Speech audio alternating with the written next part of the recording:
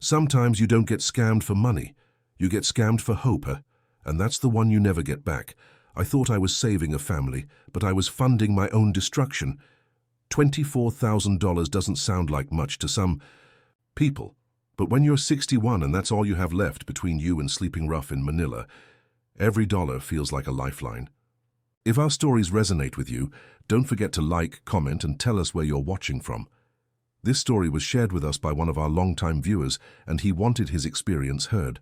I'm sitting in this internet cafe in Quezon City, typing on a keyboard that's missing half its letters, trying to figure out how to tell this story without sounding like the world's biggest fool. But I guess that's what I am, isn't it? 61 years old, $24,000 poorer, and homeless in a country I thought I understood. 3 months ago, I had my own condo in Makati, a beautiful girlfriend, and what I thought was a loving Filipino family who called me their savior. Now I'm sleeping in a pension house that charges by the hour, eating instant noodles, and wondering how I let this happen. The worst part isn't even the money. It's that I saw it coming and did nothing to stop it. My name's Trevor, and I was an electrician back in Brisbane for 37 years before my divorce cleaned me out and sent me looking for a cheaper life in Southeast Asia. I thought I'd learned something about people after all those decades of fixing other people's problems, but apparently I'd learned nothing about fixing my own. It started in March when I met Lila at a coffee shop in Greenbelt. I'd been in the Philippines for 8 months, living off my retirement savings and trying to make sense of life after my ex-wife took half of everything and made it clear I wasn't welcome in my own kids' lives anymore. The loneliness was eating me alive, and when this gorgeous 24-year-old girl smiled at me across that crowded Starbucks, I felt something I hadn't felt in years. Not love, I'm not that naive, but possibility. "Excuse me," she said, walking over to my table, with this shy smile. "Are you using this chair?" I looked around at the dozens of empty chairs in the place and realized she was just looking for an excuse to talk. "Please sit down," I said, and she did, introducing herself as Lila, telling me she worked at a call center and was on her lunch break. She was different from the other girls I'd met through dating apps or in bars. She talked about her family constantly, how her mother Rosa was sick with high blood pressure, how her younger brother Carlo needed money for school, how her teenage sister Nina was struggling to stay in a decent school. She never asked for money directly, but the need was always there, hanging in the air between us like smoke. "My family means everything to me," Lila told me during our third coffee date, her eyes getting misty as she showed me photos on her phone. "We lost my father when I was 15, and my mother worked 3 jobs to keep us together. Now it's my turn to take care of everyone." I looked at the pictures. A tired-looking woman in her 50s, a lanky teenage boy, a pretty girl who looked like a younger version of Lila. They were crammed into what looked like a tiny apartment, all smiling, despite their obvious poverty. "That's beautiful," I said, meaning it. Back in Brisbane, my own family had fallen apart the moment money got tight. My ex-wife had turned my kids against me, my siblings had stopped calling, and I'd spent my last few years there completely alone. Here was someone who understood what family actually meant, who put others before herself. When Lila talked about her dreams, helping her brother finish college, getting her mother proper medical care, maybe starting a small business someday, I found myself wanting to be part of that story. I wanted to matter to someone again. 2 weeks into our relationship, Lila came to my condo crying. She was shaking, mascara running down her face, and for a moment I thought something terrible had happened to her. "Trevor," she said, collapsing, into my arms. "I don't know what to do. My family's house flooded during the typhoon last night. Everything is ruined. They have nowhere to go." I held her while she sobbed, feeling her small body trembling against mine. She told me her family was staying in an evacuation center with hundreds of other people, sleeping on mats on a concrete floor, sharing one bathroom with dozens of strangers. "My mother's blood pressure medicine got washed away," she said. "Nina's school uniforms, all of Carlo's textbooks, everything's gone. The landlord says the house is too damaged to repair, so we can't even go back." I looked around my spacious 2-bedroom unit at all that empty space and thought about my own family back in Australia, how they'd stopped calling months ago, how my ex-wife had made it clear I was on my own. Here was a chance to be needed again, to be the hero in someone else's story. "They can stay here," I said without hesitation, "for as long as they need to." Lila looked up at me with such gratitude, such pure relief, that I knew I'd made the right choice. "Just temporarily," she whispered, "until we can figure something else out." I kissed her forehead and told her not to worry about it. I had more space than I needed anyway. They arrived the next morning with more luggage than I thought possible for people who'd lost everything in a flood. Lila's mother, Rosa, was a small woman with sharp eyes who immediately began surveying my condo like she was calculating its value. "Thank you so much, Kuya Trevor," she said in careful English, using the Filipino term for older brother. "You are saving our lives." Her brother Carlo was 19, loud, and seemed fascinated by my PlayStation and flat-screen TV. The sister Nina was 17 and beautiful in that way that made me uncomfortable. She looked too much like Lila, and she carried herself with the confidence of someone who knew her power over men. "This place is so nice," Nina said, spinning around in my living room and taking selfies. "Can I post pictures? My friends won't believe this." Within an hour, they had transformed my quiet sanctuary into something unrecognizable. Rosa had moved my furniture around to make space for a sewing machine she claimed to need for work. Carlo had plugged in a karaoke machine and was belting out Filipino love songs, while Nina provided backup vocals.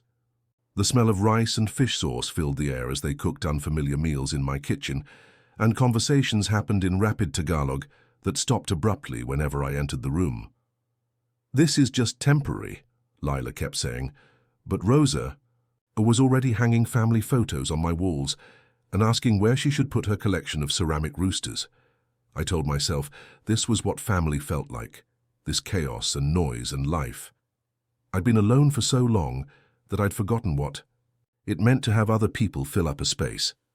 The first money request came during dinner on their third night.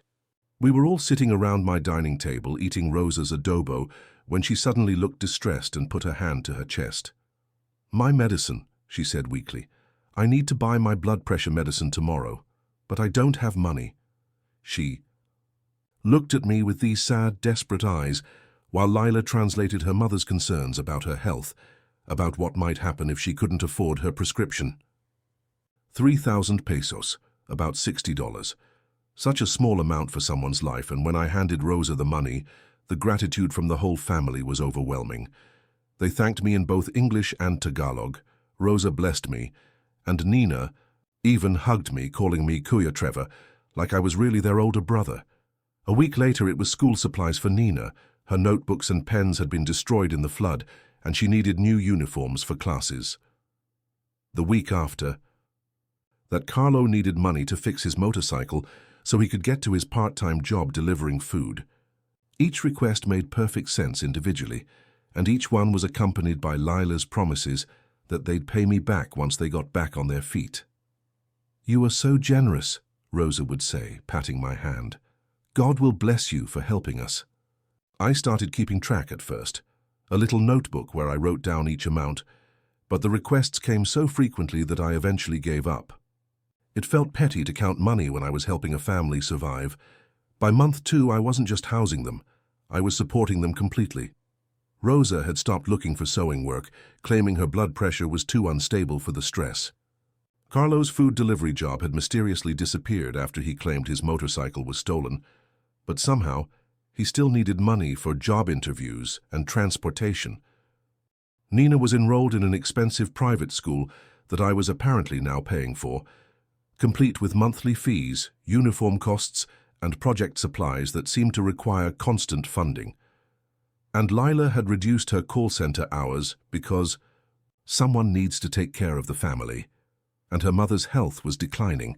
I was spending nearly $1,500 a month just on their daily expenses, not counting the larger emergencies that seemed to happen weekly: medical, tests for Rosa, school fees for Nina, business opportunities for Carlo that always required upfront investment. My retirement savings, which I'd planned to stretch for years, were disappearing at an alarming rate. But every time I tried to discuss it with Lila, she'd get emotional and teary-eyed. "We're so grateful, Trevor," she'd say. "You're saving our lives. We consider you family now." real family.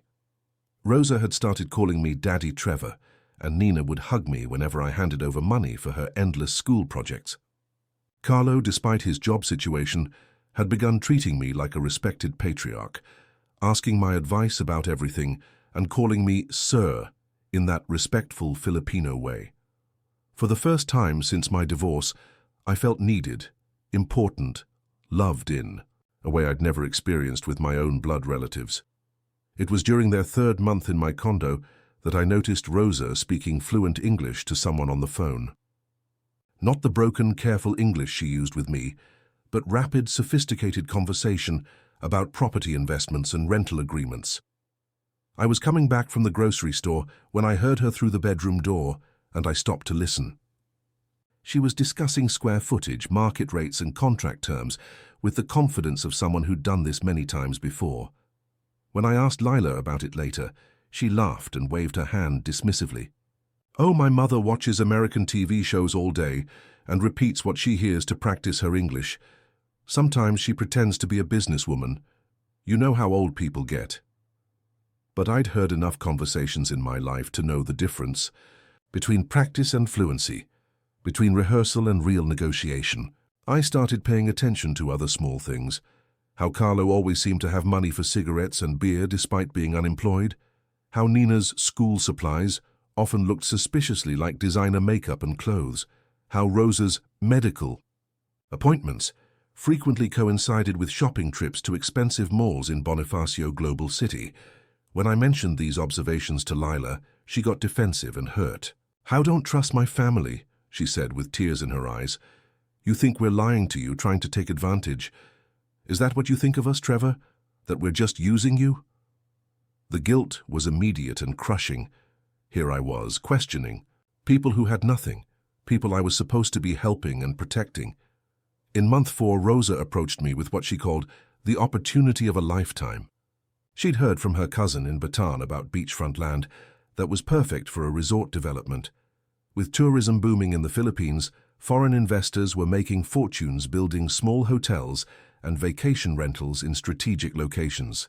"This land, Trevor," she said, showing me photos on her phone of pristine beaches and crystal clear water. "It's paradise. My cousin needs to sell quickly because of family problems, so the price is very reasonable. With your investment, we could build something beautiful together, something that would provide income for our family forever." She spoke with passion about tourism potential, about how foreigners were always looking for authentic Filipino experiences away from the crowded resorts. Carlo had connections in construction from his previous jobs. Nina could help with social media marketing, and Lila would manage the books. It would be our family business, our legacy together. The proposal required exactly $24,000. Coincidentally, almost exactly what I had left in my savings account after months of supporting them. "This is our chance, Trevor," Lila said that night as we lay in what had once been my bed, but now felt like shared family space. "This is how we build a real future together, how we become truly independent instead of just surviving day to day." The way she said "we" made me feel included in something bigger than myself, something meaningful. I'd never been part of a family business before, never been anyone's business partner or investment advisor. My ex-wife had always handled our finances back in Brisbane, making it clear that my opinions weren't needed or wanted. But here was Rosa, treating me like the patriarch I'd always wanted to be, asking for my wisdom and my resources to build something lasting. I made the wire transfer on a Wednesday morning in November. $24,000, converted to over 1 million pesos, sent to Rosa's account for the land purchase and initial development costs. The family's reaction was everything I'd hoped for. There was crying, hugging, prayers of gratitude, in both English and Tagalog. Rosa cooked my favorite adobo and invited neighbors over to celebrate our new business partnership. Carlo brought home expensive San Miguel beer and toasted me as the man who changed our lives forever. Nina made a handmade card calling me the best father in the Philippines and promising to make me proud of our resort. Lila was radiant with happiness, talking about our future, about the rooms we'd designed together, about the guests who would love our authentic Filipino hospitality. "I'm so proud to have a man who believes in dreams," she said, kissing me in front of her family with real passion. For that one perfect day, I felt like the most important person in their world, the hero of their story, the patriarch of a family that actually wanted me. I took photos of all of us together, thinking about how I'd show these pictures to people back home, as proof that I'd found something real in my retirement, something worth investing in.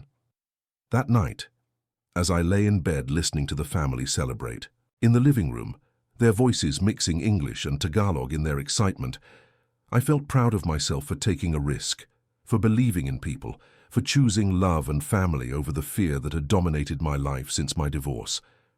The changes started the very next day, so subtle at first that I convinced myself I was imagining things. Rosa was suddenly too busy with important business calls to cook our usual family meals. Carlo disappeared for entire days, claiming to be meeting with contractors and government officials about permits, but returning with new clothes and expensive gadgets. Nina announced she needed a brand new laptop for her marketing research, another $1,000 that she claimed was essential for promoting our resort online. And Lila became strangely distant, spending hours on phone calls in Tagalog that she claimed were about legal requirements and paperwork for our business.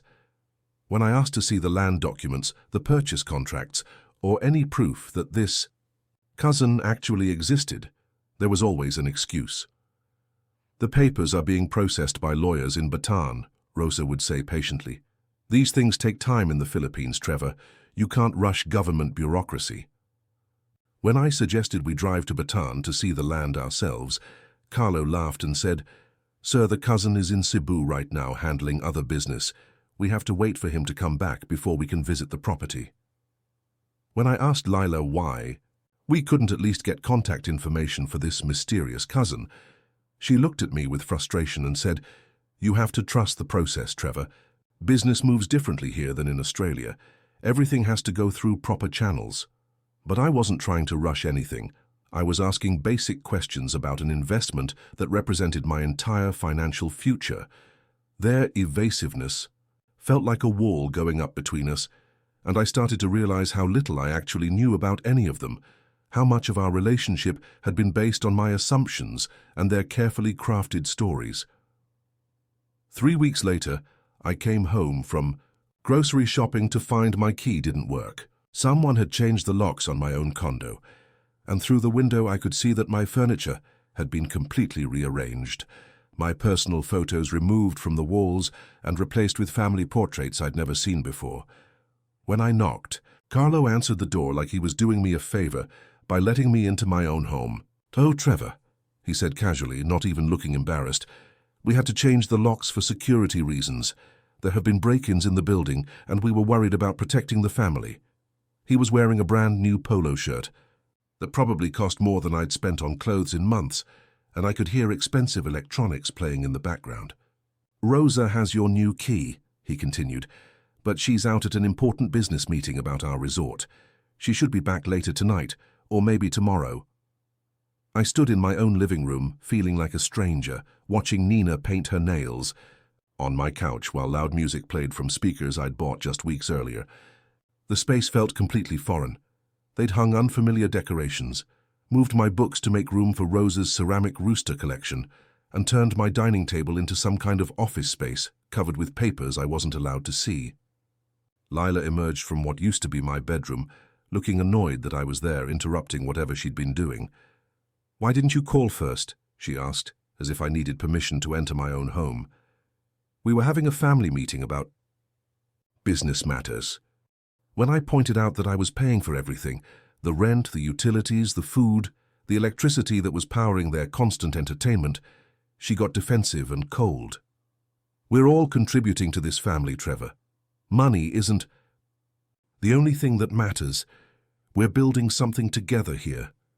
But as I looked around at my transformed home, at these people who were treating me like an unwelcome guest in my own space, I realized that money was the only thing that had ever mattered to them. That evening, I demanded a family meeting. I wanted to see the land documents, speak to the cousin directly, understand exactly what was happening with our investment and when I could expect to see some return on my money. The reaction was immediate and perfectly coordinated, like they'd rehearsed this scene many times before. Rosa became hysterical, crying about how I didn't trust them, how I was treating them like criminals instead of family members. "After everything we've been through together," she sobbed in perfect English. "After all the love we've shown you, this is how you repay us, with suspicion and accusations?" Carlo got angry, standing up and pacing around the room while he shouted about how ungrateful I was, how they'd given up their own lives to build a future with me. "We could have found other options, sir, but we chose to include you in our family. Business because we care about you. And now you're questioning our integrity?" Nina sat quietly in the corner, but I could see her discreetly filming the confrontation with her phone, probably planning to use the footage later as evidence of my unreasonable behavior. And Lila, the woman I'd thought I loved, the person who'd made me feel needed and wanted for the first time in years, looked at me with complete coldness and said, "If you're not happy with our arrangement, Trevor, maybe you should find somewhere else to live." The word arrangement hit me like a physical blow. Not relationship, not family, not love. Arrangement. I realized then that I'd never been anything more than a financial resource to them, a lonely old man whose desperation and need for family they'd recognized and exploited with surgical precision. When I demanded my money back, Rosa stopped crying instantly and laughed, actually laughed out loud, before saying, "What money, Trevor? You mean the investment you made in our family?" "Business? That money is already working for us. It's tied up in legal processes you wouldn't understand. You can't just take back an investment because you're having second thoughts." The casual dismissal in her voice, the complete lack of guilt or shame, told me everything I needed to know about how this was going to end. By the next morning, my personal belongings were packed into suitcases and waiting by the front door. Not stolen, not destroyed, just efficiently removed from what had been my home for over a year. Rosa handed me my largest suitcase and a manila folder containing photocopies of receipts for things I'd supposedly agreed to purchase. Receipts that, when added together, totaled exactly $24,000. "See, Trevor," she said, with the patient smile of a grandmother explaining something simple to a confused child. "Every peso is accounted for right here. You helped us buy furniture for the family, electronics for the household, Nina's education expenses, Carlo's motorcycle for his work. Everything was discussed and approved by you. These receipts prove that your money was spent exactly as intended, on family investments that benefit everyone." The receipts were real enough, printed on official store letterhead with dates and signatures, but I'd never seen them before, never agreed to those specific purchases. They'd been creating a paper trail, while I'd been living in a fantasy of family and belonging, documenting every transaction in a way that would protect them legally, while making me look like a willing participant in my own financial destruction. Lila stood behind her mother, no longer the sweet, vulnerable girl from Starbucks, but someone I didn't recognize. Cold, calculating, untouchable. She was wearing jewelry I'd never seen before, and holding a new iPhone that definitely hadn't come from her call center salary. "Thank you for everything, Trevor," she said formally, like she was ending a business meeting with a difficult client. "We'll never forget what you did for our family. You gave us a chance to build a better life, and we're truly grateful for that opportunity." As I dragged my suitcase toward the door, I could hear them already making plans for redecorating, talking about which room would be Nina's private space, and whether they had enough money left over to buy a bigger television. They'd gotten everything they wanted: a fully furnished condo, months of free living expenses, and a substantial cash investment. And I was just another foreigner who'd learned an expensive lesson about trust, family, and the difference between being loved and being useful. I've been living in this pension house for 2 weeks now, trying to figure out what comes next with the few $100s I have left. My retirement visa expires in 6 months, and I don't have enough money to renew it or to buy a plane ticket. Back to Brisbane. The pension house charges 800 pesos a night for a room that's barely larger than a closet, with a bathroom I share with 3 other desperate expats who found themselves in similar situations. I've contacted a lawyer, but she just shook her head when I showed her Rosa's carefully prepared receipts and Lila's text messages thanking me for my generous contributions to the family. "Everything appears to be legal," the lawyer said, spreading the documents across her desk. "They can claim these were gifts, that you were a willing participant in all transactions. You lived with them as family. You gave money freely without any written agreements, and you have no proof of coercion or fraud. This is more common than you might think. Older Western men funding Filipino families who gradually take control of everything while staying just within the boundaries of the law." She called it financial elder abuse and said I could try to prove that I was manipulated or deceived, but it would cost money I don't have, and probably wouldn't succeed anyway. The law protects people who accept gifts from foreigners, not foreigners, who give away their life savings to people they barely know. I think about Lila sometimes, usually late at night when the pension house is quiet and I can't sleep because of the heat and the noise from the street outside. I wonder if any of it was real. The smiles, the gratitude, the way she used to trace patterns on my chest while talking about our future together. I remember specific moments that felt genuine at the time, conversations where she seemed vulnerable and honest, nights when her affection felt authentic rather than performed. But I can't tell anymore which memories are real and which ones I invented because I needed them to be true. The hardest part isn't even the money or the betrayal. It's the realization that I did this to myself. I saw the red flags and ignored them because I was desperate to belong somewhere, to be needed by someone, to feel like a patriarch instead of a discarded old man whose own family had written him off. Rosa's perfect English, Carlo's mysterious job situation, Nina's expensive tastes, the convenient timing of every emergency. I noticed all of it and chose to believe their explanations because the alternative was admitting that I was alone. Again, they didn't steal from me because they were evil or greedy. They took advantage because I was vulnerable, because I advertised my loneliness and financial desperation to anyone who was paying attention. I was a mark from the moment I started talking about my divorce, my retirement savings, my need for family. They recognized what I needed to hear and gave it to me, and I paid them $24,000 for the performance. The real tragedy isn't that they lied to me. It's that I convinced myself I was saving them when really I was just buying the illusion of being important to someone.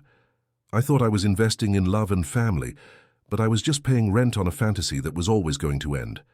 Now I'm learning to live with that knowledge, one overpriced instant noodle, meal at a time, in a pension house full of other foreign men who made similar mistakes and ended up in similar situations. Maybe there's still time to rebuild something. Maybe I can find work teaching English or figure out some other way to survive here without going back to Australia with my tail between my legs. But at least I finally understand the difference between being loved and being useful, between being family and being a resource. Sometimes the most expensive lessons are the ones that teach you the most about yourself, even when you're too old to do much with that knowledge, except try not to make the same mistake twice.